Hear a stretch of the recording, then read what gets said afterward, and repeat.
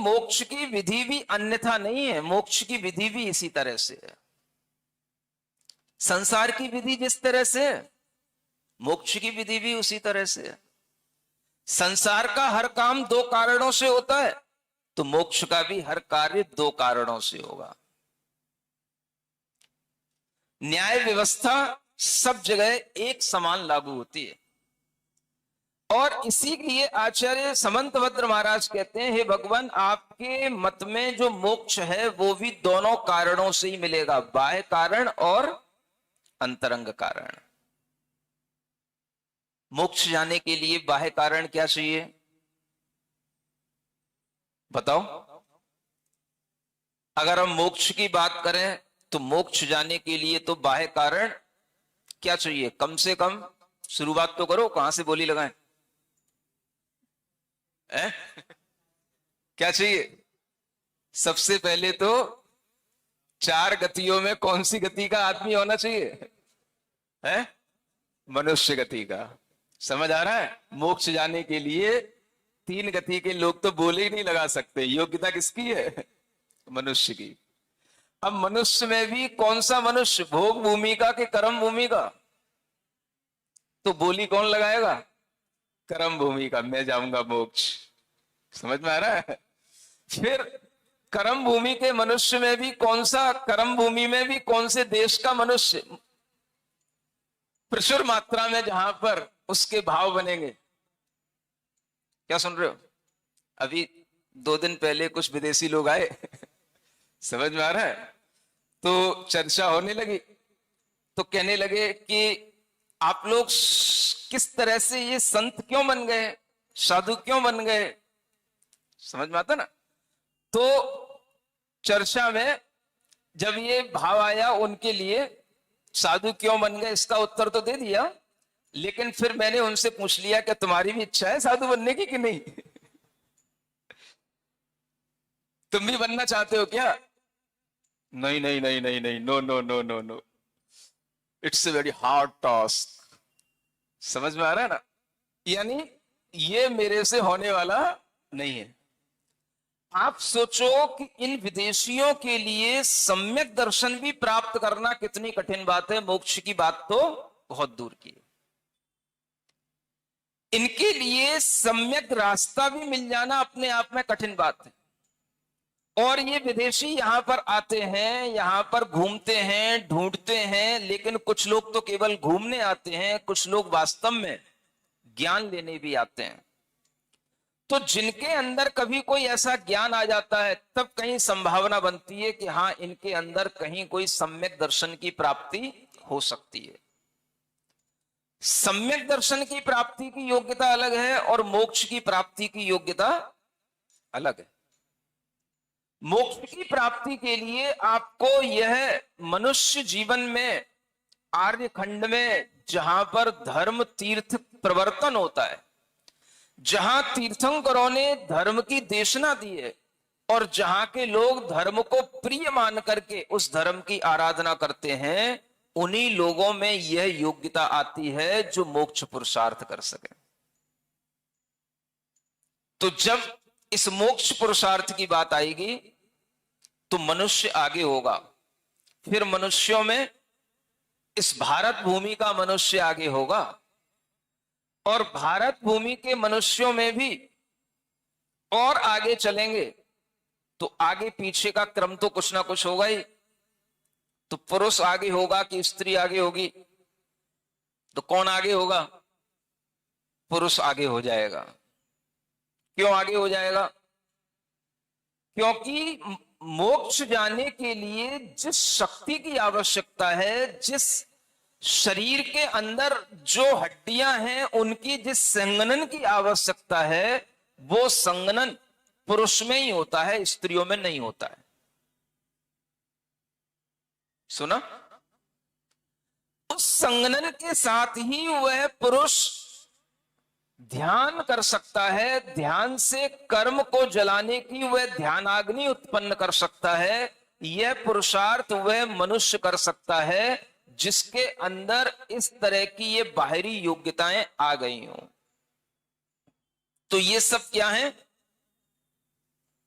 बाह्य उपाधियां हैं, बाह्य हेतु हैं, बाह्य कारण हैं। मनुष्य का शरीर, वज्र वृषभ नारा संगनन, वैराग्य का होना, सम्यक दर्शन ज्ञान चारित्र की आराधना करना, उसके प्रति विश्वास होना, ये सब उसके लिए ये बाह्य कारण है। और अंतरंग कारण क्या है? अंतरंग कारण ध्यान से कर्मों की निर्जरा करना। क्या सुना? ध्यान से कर्मों की निर्जरा करना, कर्मों को जलाना, ध्यान से अपनी आत्मा में अपने ही उपयोग को स्थिर करना, अपने मन को अपनी आत्मा में स्थित करना, यह अंतरंग कारण है। और यह अंतरंग कारण इस बाह्य कारण की अपेक्षा रखता है। ध्यान में स्थिरता अंतर मुहूर्त के लिए उसी व्यक्ति की बनती है जिसके पास में वज्र वृषभ नाराज सहनन होता है, शक्ति होती है। सुनते हो? बाकी तो सब ध्यान के लिए बैठ तो सकते हैं, लेकिन ध्यान में नहीं बैठ पाते। क्या सुना? मुझे भी ध्यान करना है, मुझे भी ध्यान करना है। ध्यान के लिए बैठ तो जाएंगे, लेकिन ध्यान में नहीं बैठ पाएंगे, क्योंकि उनके मन में उनका वह स्थिरता का भाव तब तक नहीं बनेगा जब तक कि उनका शरीर स्थिर ना हो, उनका आसन स्थिर ना हो। और शरीर की स्थिरता स्वस्थता से आएगी, बलिष्ठता से आएगी। शरीर के अंदर बल भी होना चाहिए और शरीर स्वस्थ भी होना चाहिए। अगर आपके शरीर में कहीं पीड़ा है, अस्वस्थता हो जाती है, तो बार बार दिमाग उसी पर चला जाता है। घुटने में दर्द अगर आपको हो गया, कमर में दर्द आपको हो गया, वैसे आप 1 घंटा बैठ सकोगे, लेकिन अगर आप ध्यान करने के लिए बैठोगे तो बार बार आपका ध्यान उस कमर पर जाएगा, घुटने पर जाएगा। कहीं दर्द होने तो नहीं लगा? मतलब होने से पहले ही दर्द होने लग जाता है, कहीं होने तो नहीं लगा? क्योंकि डॉक्टर ने कहा है ज्यादा स्ट्रेस मत देना, तो वो स्ट्रेस याद रहता है कि स्ट्रेस तो नहीं आने लगा, जबकि वो स्ट्रेस आधा घंटे बाद आएगा, पौन घंटे बाद आएगा, या 1 घंटे बाद आएगा। लेकिन जैसे ही आप ध्यान में बैठेंगे तो आपके मन में जो स्ट्रेस डाल दिया गया है, वो मन बार बार उसी जगह पर जाकर के टिकेगा, कहीं स्ट्रेस तो नहीं आ रहा, रिलैक्स कर लो। समझ आ रहा है? इसलिए शरीर की स्वस्थता होना, शरीर में बलिष्ठता होना, संगनन की शक्ति होना, यह ध्यान के लिए आवश्यक बताया गया। स्त्री का शरीर भी ध्यान के योग्य नहीं होता, क्योंकि उसके लिए बहुत जल्दी विचलन हो जाता है। अब स्त्री इस बात को सुनकर के बुरा मानने लग जाती है। नहीं समझ आया? हमको पीछे क्यों रख दिया जाता है? ऐसा करते हैं कि एक शमशान में एक पुरुष को बिठाते हैं, एक स्त्री को बिठाते हैं, ठीक है ना? और वहां पर जो है कुछ ऐसी भयंकर आवाजें निकालते हैं, हाँ, बता करके नहीं, अचानक से। और फिर देखते हैं कौन विचलित होता है। भूत प्रेत की आवाजें निकाली जाएं, अचानक से बहुत सारी, है ना, कहीं समुद्र से मगरमच्छ निकल करके आ रहा हो ऐसा दिखाया जाए, कहीं पर जो है बहुत ज्यादा कीड़े वीड़े काटने लग जाए ऐसा दिखाया जाए। तब देखना कौन विचलित होता है, पुरुष विचलित होता है कि स्त्री विचलित होती है। सुन रहे हो? बहुत जल्दी स्त्री कहने लग जाती है, मुझे पीछे क्यों रख दिया जाता है? भाई, अपना शरीर भी अपना नौकर्म है। कर्म जो फलता है वो नौकर्म के हिसाब से फलता है। आपके कर्म में इस तरह का व्यवस्था नहीं कि कर्म ने वज्र वृषभ नाराज सहनन उत्पन्न किया हो।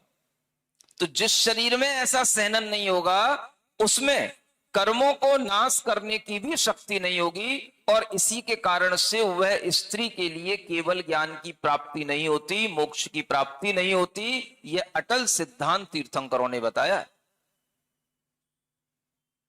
तो यह योग्यता स्त्री के पास में अंतरंग योग्यता ध्यान की कब बनेगी? जब उसके पास में बाह्य योग्यता संगनन की होगी। समझ में आ रहा है? तो ध्यान की अंतरंग योग्यता भी बाह्य योग्यता पर निर्भर करती है। ये कल की श्लोक में बताया था। अंतरंग कारण भी बाह्य कारण के सापेक्ष होता है, और जब इस तरह से दोनों कारण योग्य मिल जाते हैं तब जाकर के कार्य बनता है। जब आपका अंतरंग भी इस तरह से तैयार हो जाए ध्यान करने के लिए, ध्यान में डूबने के लिए, और बाह्य भी आपका शरीर मन सब कुछ स्थिर हो जाए योग्यता के साथ में, तब आपके लिए वह केवल ज्ञान की प्राप्ति होगी, तब आपको मोक्ष की प्राप्ति होगी।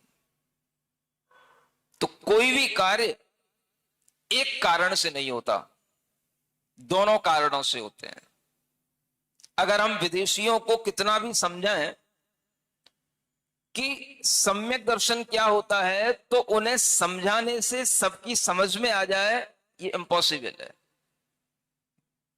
क्यों है? क्योंकि वो जिस कंट्री में रहते हैं वहां का जो कल्चर है, उनके लिए जहां पर रहते हुए जो नॉलेज मिली है उसमें ये सिखाया ही नहीं गया कि आप किसी एक चीज से बंधो, एक पर श्रद्धान करो। उनके लिए क्या सिखाया गया? जो अच्छा लगे वो करो, जो बुद्धि से, न्याय से, तर्क से सटीक हो उसको स्वीकार करो। ये नहीं है जो अच्छा लगे वो करो। तो विदेशी लोग क्या करते हैं? उन्हें जो अच्छा लगता है वो करते हैं। बस अच्छा लग जाए, कुछ भी अच्छा लग जाए वो करेंगे। घूमना अच्छा लगेगा तो घूमना करेंगे, बरसात में डोलना अच्छा लगेगा बरसात में डोलेंगे, इधर से उधर दूसरे देश में आना जाना अच्छा लगेगा वो करेंगे। जिस तरह के उन्हें खान पान मिलेंगे वो अच्छा लग जाए अच्छा करेंगे। एक विदेशी यहां पर आ गई, उस दिन आरती हो रही थी, आरती उसको देख करके अच्छा लगा, वो आरती करने लग गई। नहीं समझ में आ रहा? तो जो उसको अच्छा लगेगा वो कर लेंगे। और कभी कभी अगर उन्हें ध्यान में बिठा दिया जाए, ध्यान में अच्छा लग जाए तो वो ध्यान भी कर सकते हैं। ये सब उनके ऊपर इसलिए निर्भर कर रहा है कि उनके संस्कार किस तरह के हैं और वो अपने संस्कारों को कितना बदल सकते हैं।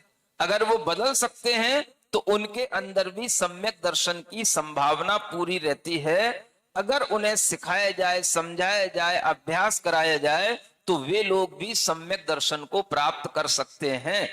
इस तरह की प्रोसेस भी उन लोगों के साथ हो सकती है। और अगर ये सब संभव होता है तभी हम कह सकते हैं हाँ, हम विश्व कल्याण की भावना के साथ, विश्व शांति की भावना को लेकर के हम जैन दर्शन के माध्यम से प्राणी मात्र के कल्याण की भावना करते हैं। ये तभी संभव है।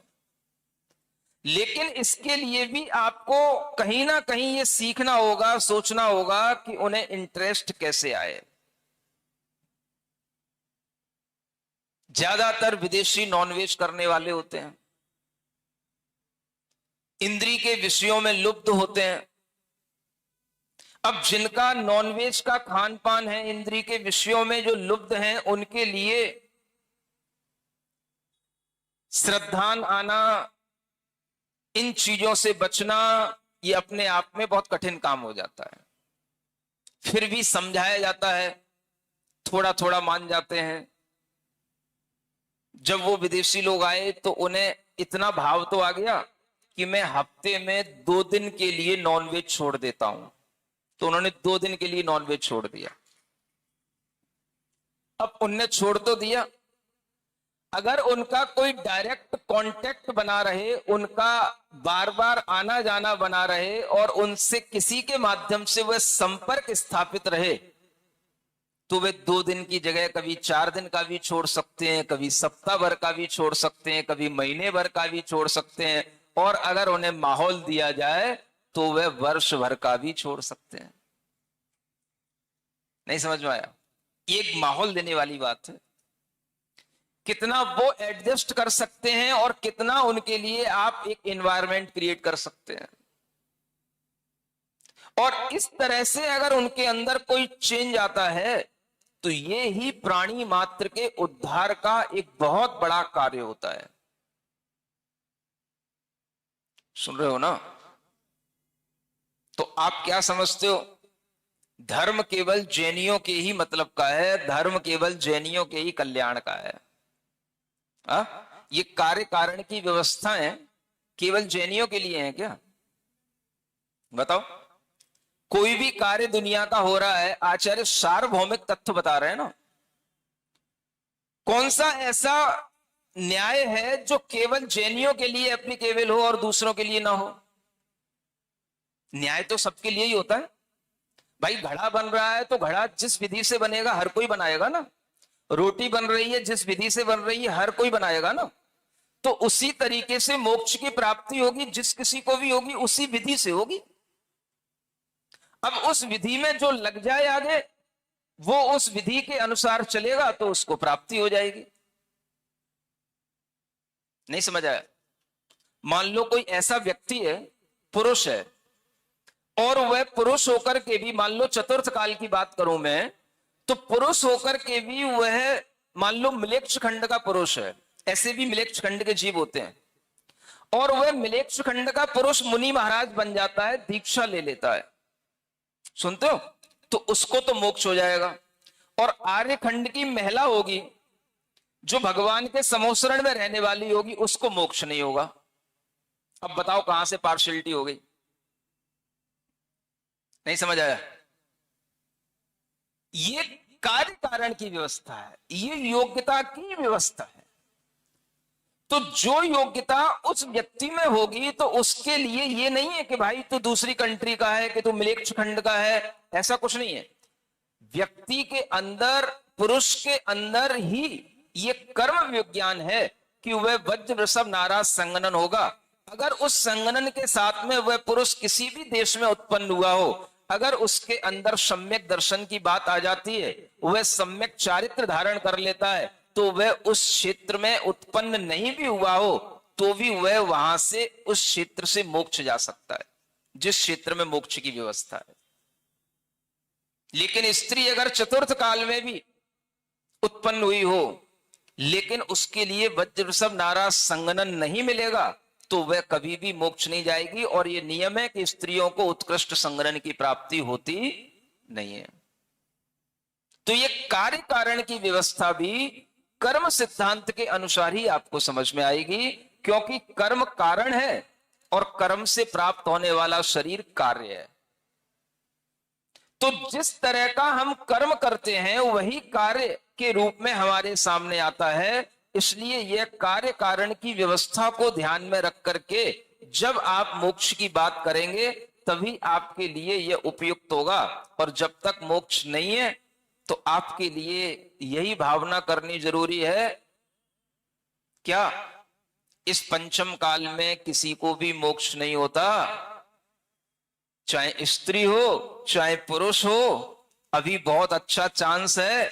जो भी है सम्यक दर्शन, सम्यक ज्ञान के साथ में जितना बन सके उतना चारित्र का भाव धारण करो। यही मोक्ष का अंतरंग कारण है। और ये अंतरंग कारण अगर हमारा बना रहेगा तो कभी ना कभी किसी ना किसी काल में मोक्ष हो जाएगा।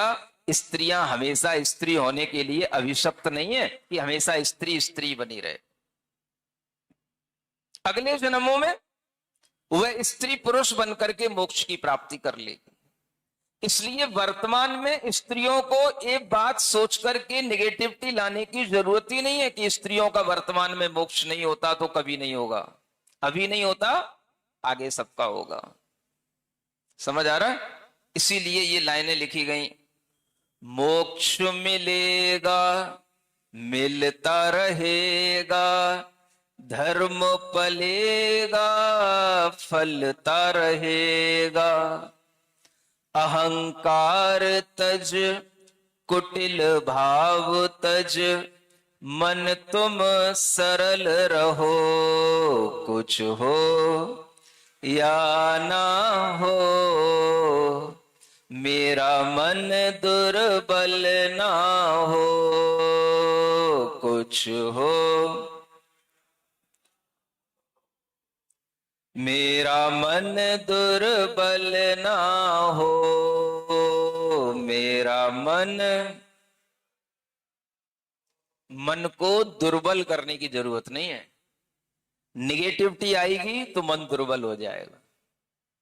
हमारे साथ अन्याय हो रहा है, हमारे साथ पक्षपात किया जा रहा है, ये विचार आएगा तो भी मन दुर्बल हो जाएगा, वीक हो जाएगा। इसलिए मन को दुर्बल नहीं होने देने के लिए ये विचार हमेशा बना करके रखना है, मोक्ष मिलेगा, मिलता रहेगा। करना क्या है? धर्म पलेगा, फलता रहेगा। मोक्ष धर्म के फल से प्राप्त होता है। आपको धर्म का पालन करना है, आप धर्म का पालन कीजिए। धर्म पलता रहेगा तो फलता भी रहेगा। पलेगा तभी तो फलेगा। नहीं समझ आया? तो धर्म का पालन करना, पालन करने का मतलब धर्म का आचरण करना, अनुष्ठान करना।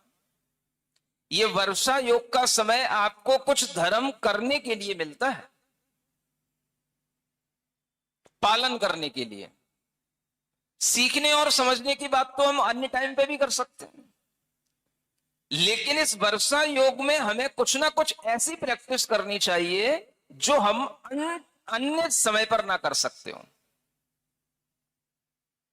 नहीं समझ आया?